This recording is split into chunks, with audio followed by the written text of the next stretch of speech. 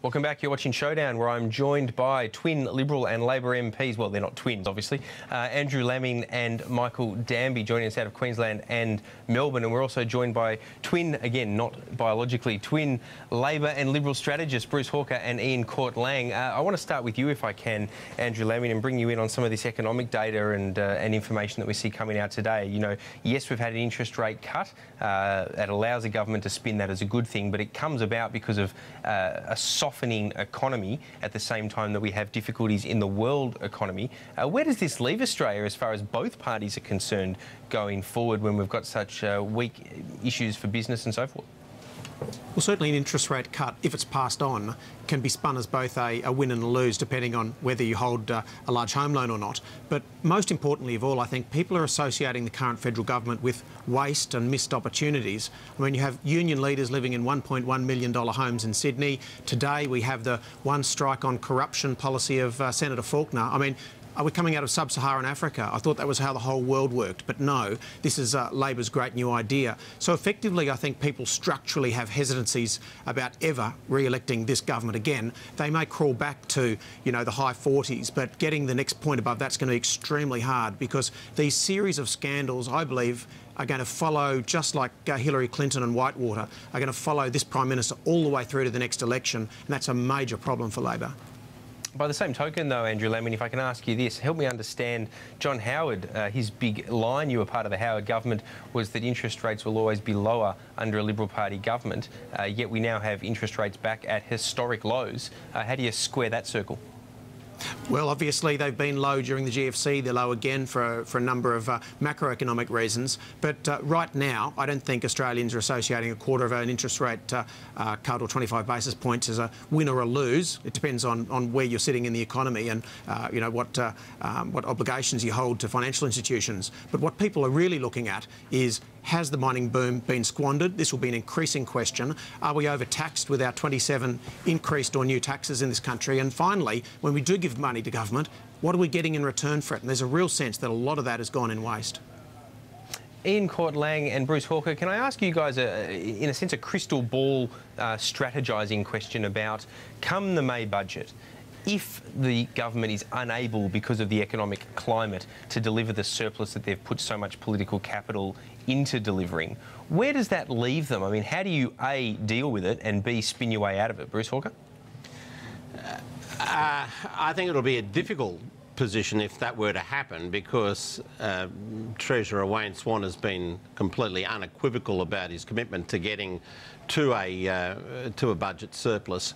And I think he will get there come hell or high water for that reason. But it would be tricky. Having said that, sometimes I think that the medicine can be worse than the disease when it comes to actually getting to that position, because you can end up alienating a lot of interest groups along the way if you cut too deeply.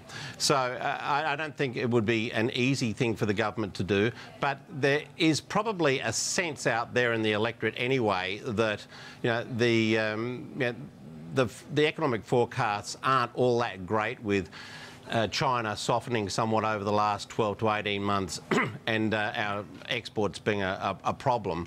But I still think it would be difficult if we didn't get there, but I'm pretty sure that Swan's going to make sure we do get there. But as I say, it could be a rather bitter pill.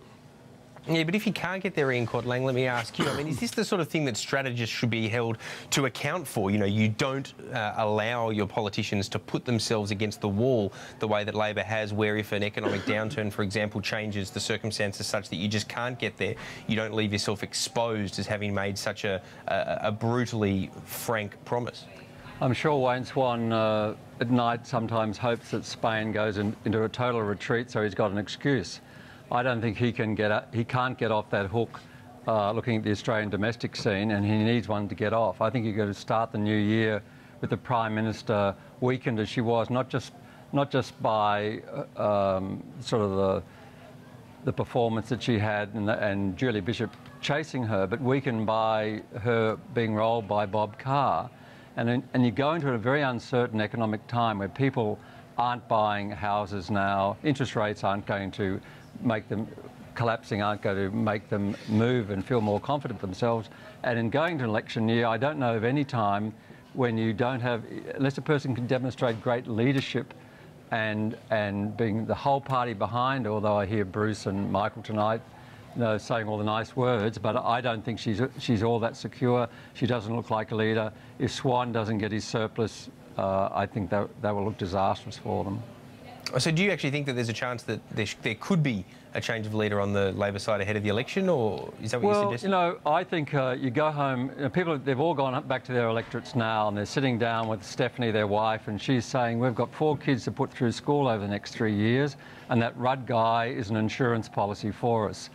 And, you can be as pure as you like, but I'm thinking of the kids and I'm thinking of the things going forward and your superannuation going.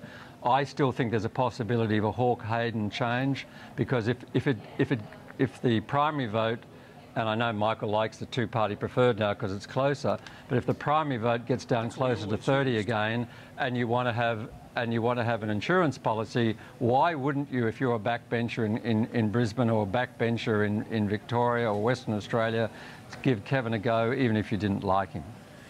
And Peter, Kortlang, the Germans what if the trend happens? Let me just check those. Sorry, I just want to check. Yeah. What about the converse in Kortlang? I mean, is it the same if the trend keeps going the way it is and Abbott finds himself behind rather than in front on the two-party vote? Does Malcolm Turnbull come into the equation, or is there a difference there? No, I think the Liberal Party see Tony Abbott as having got them in the strongest position of any leader of the opposition. I think there's no chance in his being overthrown. People like Bruce and I, who like observing politics, it'd be very colourful if there was a double leadership change. We'd opine about it ad nauseum on your program, but I think the chances of that are remote. But I think on the other side there is still a chance.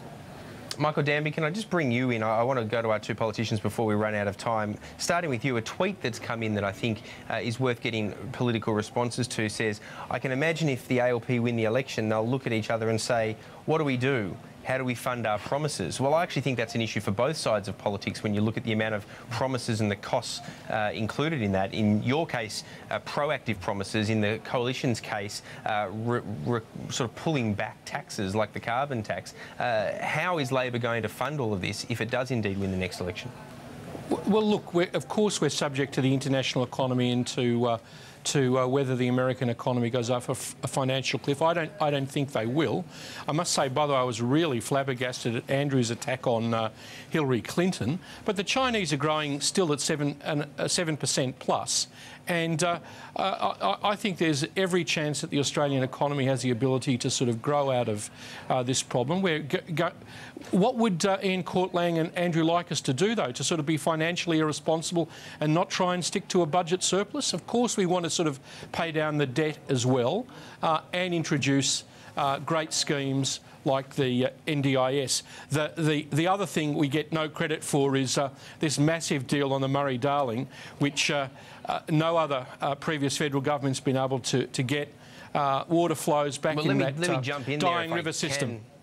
Let me jump in there if I can. I mean, that is true. That sort of wasn't referred to in the last parliamentary week, even though it was a significant reform, partly because of being overshadowed by AWU. But we're almost out of time, Andrew Laming. You get the last word here. Can I get you to respond on the whole economic side of things? Your promises to remove taxes are going to put the budget in as much peril, aren't they, as Labor's promises to enact more spending? Our promises include genuine savings through a more efficient bureaucracy, which is something that hasn't been discussed tonight. Look, essentially, Labor will have increasing difficulty getting their message out, and Michael's acknowledged that because they structurally have a problem with credibility and with their leader. And so no matter what they do, what we are seeing is death by pilot program. We have NDIS on a pilot program. We've got welfare quarantine on a pilot program. Indigenous Affairs is effectively run now as pilot programs because they can't fund the real thing anymore. They're snookered on this promise around a surplus, and that's why they're not going to be getting much clear air at all. And I suspect it will go right through to the next election, which is only months away. All right, Peter, well, we are out of time. Both leaders will be back, by the way. It'll be Abbott versus Gillard all the way through. So let's not live in what the Germans called a cloud cuckoo land. Yeah, well, I suspect you're right on that as well. Now we will leave. What an appropriate way to end Showdown. Who's living in Cloud cuckoo land? We're gentlemen, one and all. We are out of time. I appreciate all of your company. Andrew Laming out of Queensland, Michael Danby joining us out of Melbourne, and our twin political strategists joining us out of Sydney, Ian Kortlang and Bruce Hawker. Thank you, one and all, for your company, and thank you for your company for watching. I will see you at the same time again next week. This is Showdown.